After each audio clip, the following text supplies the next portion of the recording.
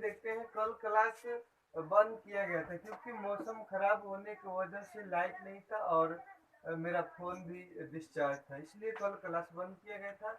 और आज आप लोग का क्लास उसी चैप्टर को आगे बढ़ाते हुए स्टार्ट किया जा रहा है। तो हम लोग एक्सरसाइज 1.2 क्लियर कर चुके थे। अब हम लोग आज एक्सरसाइज 1.3 कर रहे हैं। तो इस चैप्टर में हमें अपरिमेय संख्या के बारे में पढ़ना है। तो सबसे पहले हम लोग अपरिमेय संख्या के बारे में जानते हैं, क्योंकि हम पीछे पढ़ चुके हैं कि अपरिमेय संख्या वैसी संख्या होती है जो p बाई क्यू के रूप में नहीं होती है, यानी अपरिमेय संख्या परिमेय संख्या के जस्ट अपोजिट होता है। क्योंकि परिमेय संख्या वैसी संख्या जो p बाई क्यू के रूप में होता है वो परिमेय कहलाता है, जो p बाई क्यू के रूप में नहीं होता है वो अपरिमेय संख्या कहलाता है, जहाँ Q not equal to zero. चूंकि हम जानते हैं कि अगर हम q का वैल्यू जीरो रख देंगे तो वे इंफिनिटी बन जाएगा। जैसे हम बोले कि 2/0, इसका जो वैल्यू होगा इंफिनिटी हो जाएगा, मतलब। अब हम लोग अपरिमेय संख्या को चेक करते कि कौन कौन अपरिमेय संख्या होता है। तो देखिए, यानी जितने भी अभाज्य संख्या है, अगर कोई भी अभाज्य संख्या रूट में रहता है वह सभी अपरिमेय संख्या होती है। जैसे 2, 3, 5, 7, इसके बाद आपका 7 के बाद आपका 8, यानी ये जितने भी संख्याएं हैं ये सभी, अगर जितने भी अभाज्य संख्या रूट में रहे वो सभी के सभी अपरिमेय संख्या होता है। इसके बाद कुछ ऐसी भी संख्याएं होती जैसे 1.01, फिर 1.01111, इस तरह से अगर बढ़ती जाए तो ये सभी भी अपरिमेय संख्या होती है। इसके बाद पाई भी एक अपरिमेय संख्या होता है। तो ये सभी अपरिमेय संख्याएं हैं। अब हम लोग इन क्वेश्चन नंबर नहीं सॉरी एक्सरसाइज 1.3 को अब आगे बढ़ाने जा रहे हैं। क्वेश्चन नंबर 1, क्वेश्चन नंबर 1 है, सिद्ध करें कि √5 एक अपरिमेय संख्या है। सिद्ध करें कि √5 एक अपरिमेय संख्या है।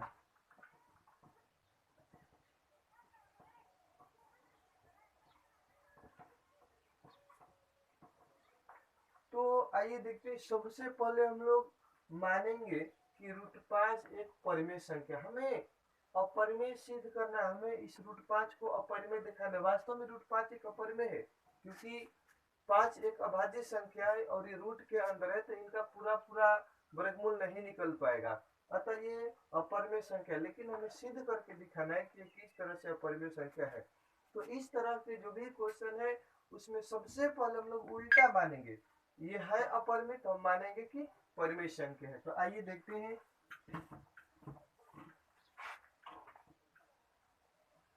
मान लिया कि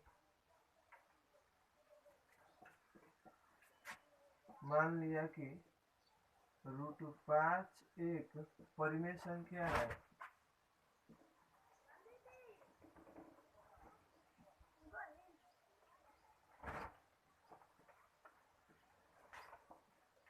तो परिमेय संख्या की परिभाषा से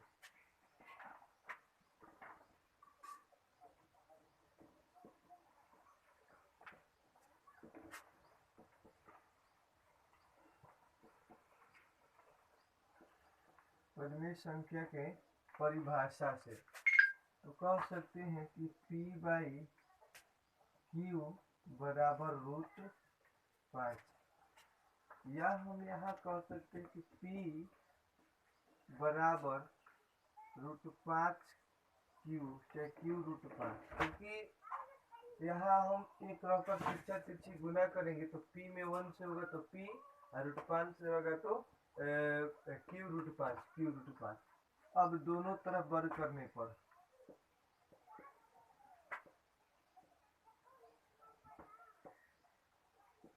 दोनों पक्षों को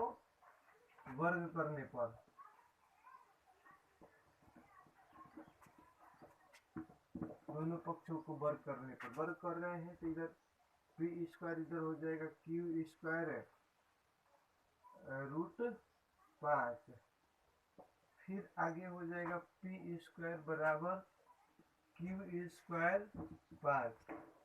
तो यहाँ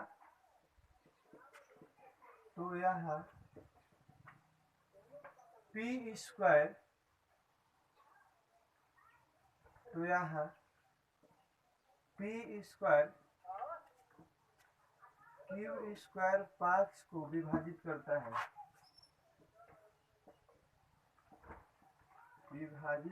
है, तो पी 5 को भी विभाजित करेगा,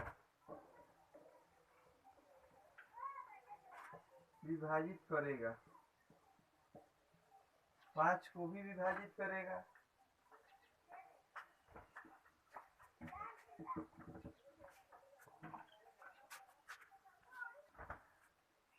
आइए देखते हैं, हम आज का क्लास स्टार्ट किया जा रहा है।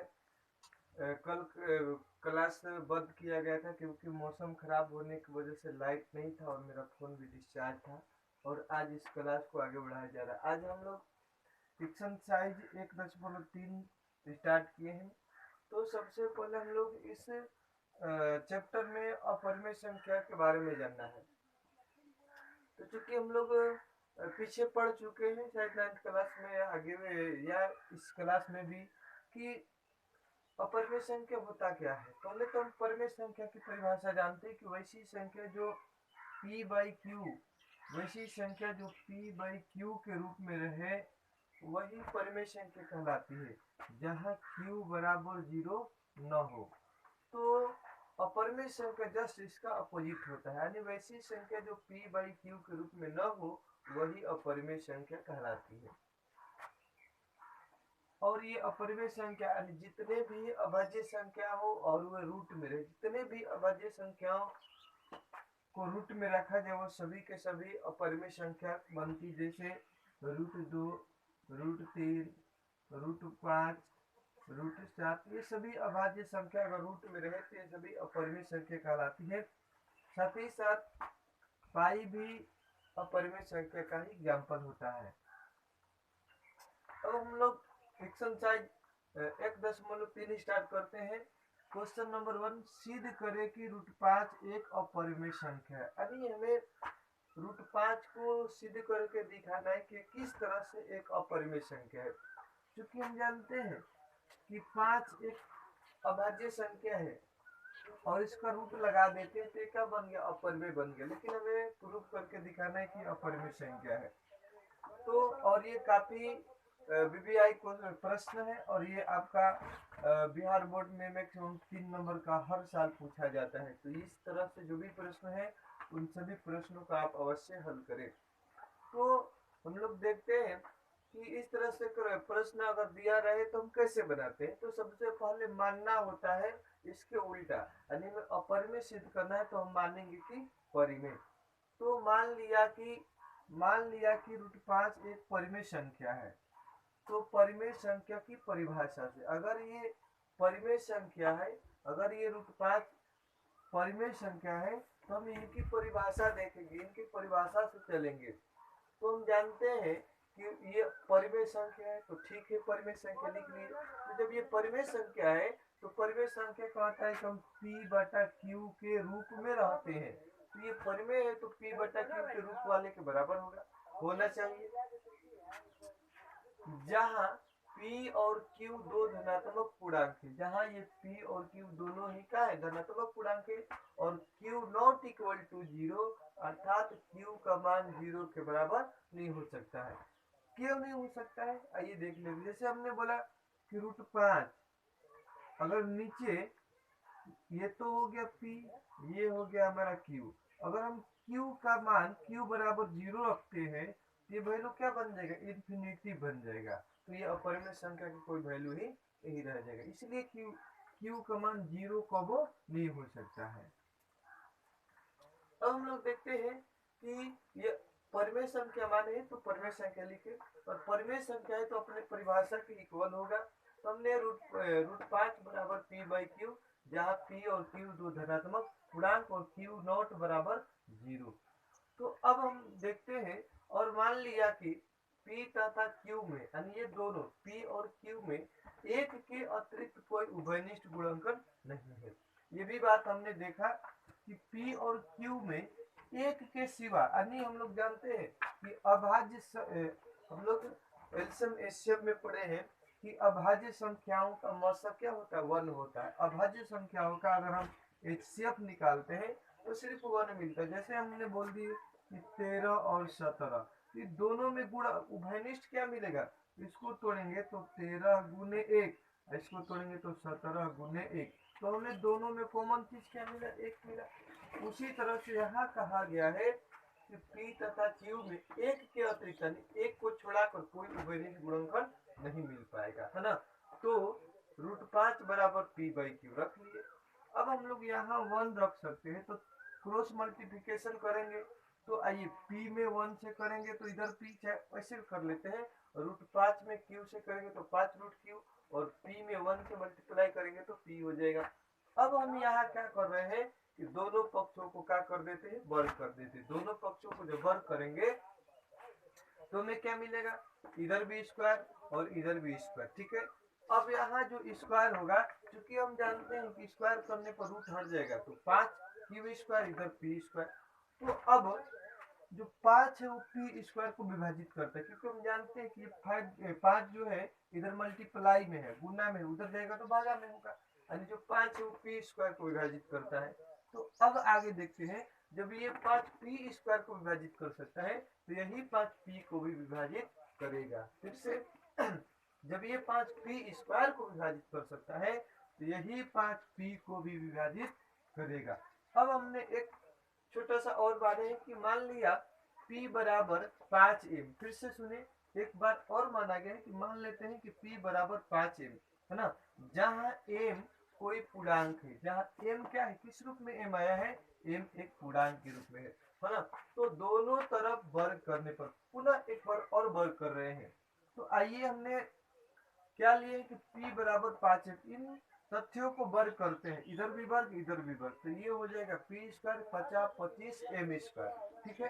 तो हमने एक बार और देखा था, इधर P स्क्वायर का वैल्यू ऊपर भी आया था कहीं कहीं, देखिए यहाँ P स्क्वायर बराबर क्या आया था, यानी 5Q स्क्वायर, यहाँ भी P स्क्वायर का मान आ गया हम लोग का 25 m स्क्वायर। तो कह सकते हैं कि P स्क्वायर बराबर 5Q स्क्वायर, क्योंकि देखिए यहाँ P स्क्वायर का मान 25 m स्क्वायर, यहाँ P स्क्वायर का मान 5Q स्क्वायर, तो कह सकते हैं कि P स्क्वायर बराबर 5Q स्क्वायर, है ना। इसीलिए फिर से इसलिए देखिए, क्योंकि ये भी P, देखिए ये जो वैल्यू ये भी P स्क्वायर का वैल्यू, ये भी वैल्यू P स्क्वायर का ही है, तो कह सकते हैं कि 5Q स्क्वायर बराबर हो जाएगा 25 m स्क्वायर का, है ना। तथा Q स्क्वायर बराबर 5 m स्क्वायर, कैसे नहीं समझ में। अब देखिए ये 5 से भागा देंगे तो ये 5 से कट जाएगा 25 5 बार में, इधर बचा तो Q स्क्वायर, इधर बचा 5 m स्क्वायर, ठीक है। यानी क्या प्राप्त होता है, तो Q स्क्वायर बराबर 5 m स्क्वायर प्राप्त हो जाता है। तो अब आइए देखते हैं, चूंकि इससे स्पष्ट हो जाता है, क्योंकि अब देखिए ये वाला वैल्यू इसको पूर्णतः विभाजित कर रहा है, तो इससे स्पष्ट हो जाता है कि P और Q में एक के अतिरिक्त कोई उभयनिष्ठ गुणनखंड नहीं है, है ना। तो यह हमारी मान्यता का विरोध कर रहा है, यानी हमने ऊपर परिमेय माना था और ये गलत साबित कर दिया, अतः ये क्या है, परिमेय नहीं है। तो कह सकते अतः √5 ये क्या है, अपरिमेय संख्या है।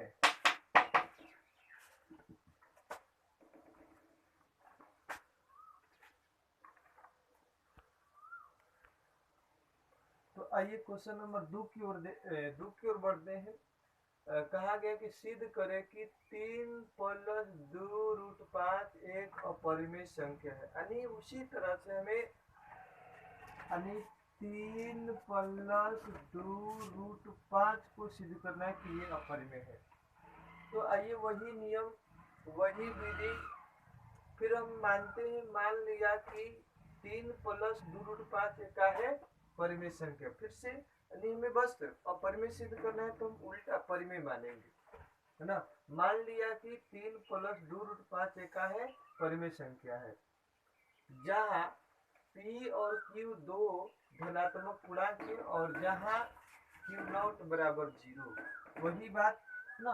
तो आगे बढ़ते तो परिमेय संख्या के परिभाषा से, तो परिमेय संख्या की परिभाषा से जब ये परिमेय संख्या है तो अपने परिभाषा के बराबर होना चाहिए, यानी P बाई Q के रूप में होना चाहिए।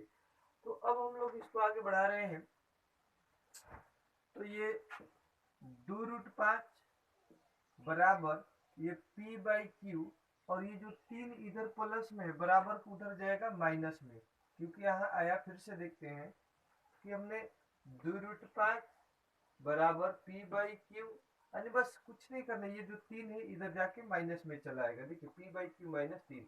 अब यहाँ 1 रख के बटा पर घटाव किया जाए, इधर देखिए क्या बचेगा, 2√5 बराबर, अब Q और एक कैल्शियम Q हो जाएगा, Q से Q1 बार में, यानी ये हो जाएगा P माइनस, और ये एक से Q बार में, तो Q में 3 से करेंगे 3Q हो जाएगा। फिर उसी प्रकार से ये 2 गुना में नीचे जाएगा भागा में, तो इधर हो जाएगा केवल बचेगा √5 बराबर P माइनस 3Q है, नीचे हो जाएगा 2Q। तो अब देखिए ये P और Q के रूप में बन गए, ये P बटा Q के रूप में बन गया, यानी क्योंकि P माइनस 3Q बटा में 2Q एक परिमेय संख्या है ना। तो √5 भी परिमेय संख्या होगा, क्योंकि आइए देखते हैं कि जो ये वाला पक्ष है ये एक परिमेय संख्या आया, नहीं यहाँ नहीं, यहाँ नहीं, यहाँ ये वाला जो पक्ष है ये परिमेय संख्या होगा, तो ये भी तो इसके बराबर है। फिर से सुनिए, ये वाला पक्ष परिमेय संख्या हो गया, ये वाला हमारा पक्ष परिमेय संख्या हो गया, और ये जो पक्ष है दोनों आपस में बराबर, तो जब ये परिमेय तो ये भी क्या हो जाएगा, परिमेय हो जाएगा। लेकिन हम लोग क्या जानते हैं कि जितने अभाज्य संख्या रूट में रहे वो सभी के सभी अपरिमेय होता है। तो यहाँ हमारा क्या हो गया, मान्यता गलती, मान्यता गलती हो गया, है ना। फिर से देखते हैं कि P minus 3Q by 2Q है ना, एक परिमेय संख्या है ना, तो √5 भी परिमेय संख्या होगा, है ना। और लेकिन हम जानते हैं कि √5 एक अपरिमेय संख्या है ना, अतः यह हमारी मान्यता को गलत साबित कर दिया, है ना।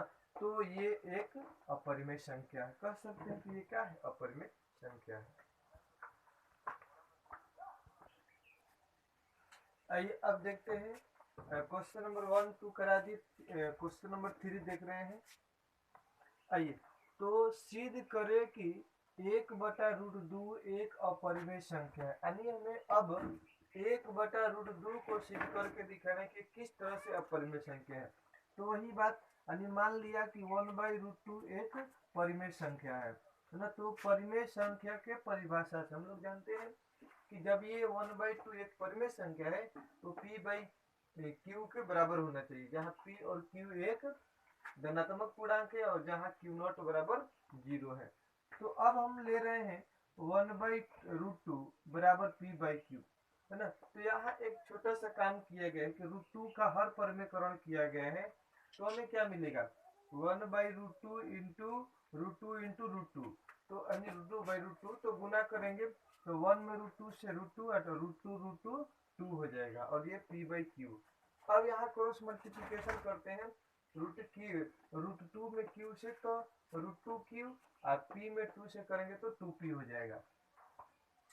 फिर क्या किया गया है कि Q को इधर भेजा गया है, तो Q गुना में इधर जाके भागा में हो जाएगा, तो इधर बचेगा √2 बराबर 2P बाई Q, क्योंकि 2P और Q पूर्णांक है जहाँ Q नॉट बराबर 0 है, इसलिए इतना एक परिमेय, क्योंकि अब ये क्या होगा, P बाई Q के रूप में हो गया, तो ये पक्ष यानी जो ये वाला पक्ष है ये क्या है, परिमेय संख्या बन गया। फिर से यहाँ हम देख रहे हैं कि √2Q बराबर 2P, तो Q को जब हम यहाँ भेजेंगे तो इधर बचेगा √2 बराबर 2P बाई Q, है ना, क्योंकि 2P और Q एक पूर्णांक है, तो बात हम ऊपर में जान चुके कि क्या है, पूर्णांक है ना, जहाँ Q बराबर 0 नहीं, इसलिए है ना ये वाला जो पक्ष है ये क्या आ गया, परिमेय संख्या आ गया। तो ये वाला इसके बराबर है, तो जब ये परिमेय संख्या तो भी क्या होना चाहिए, परिमेय संख्या होना चाहिए। वही बात यहाँ कि 2P बाई Q एक परिमेय संख्या है, तो रूट टू भी एक परिमेय संख्या होगा। क्यों? क्योंकि दोनों आपस में बराबर इक्वल है। परंतु हम जानते हैं कि रूट टू एक अपरिमेय संख्या होता है। देखिए, यानी इसको हम पहले से जानते हैं क्या है, अपरिमेय संख्या है, और ये परिमेय के बराबर आ गया, यानी ऊपर जो हम माने हैं उसका गलती हो गया, यानी वो जो हमारा मान्यता है वो गलती हो गया। हमने इसको क्या मान लिया है, परिमेय मान लिया है। जो यहाँ ये क्या कर रहा है, उसका विरोधाभास कर रहा है। अतः कह सकते हैं कि 1/√2 एक क्या है, अपरिमेय संख्या है। तो ये यहाँ तक आपका खत्म हुआ। और क्वेश्चन नंबर 3 का सेकेंड और थर्ड केवल 2 क्वेश्चन बच रहे हैं, और ये 2 क्वेश्चन हम आप लोग को होमवर्क में डाल रहे हैं। कृपया आप लोग इसको बना लीजिएगा। आगे हम कल एक्सरसाइज 1.4 लेकर आएंगे। इन दोनों को जरूर बना लीजिएगा इसी तरह से।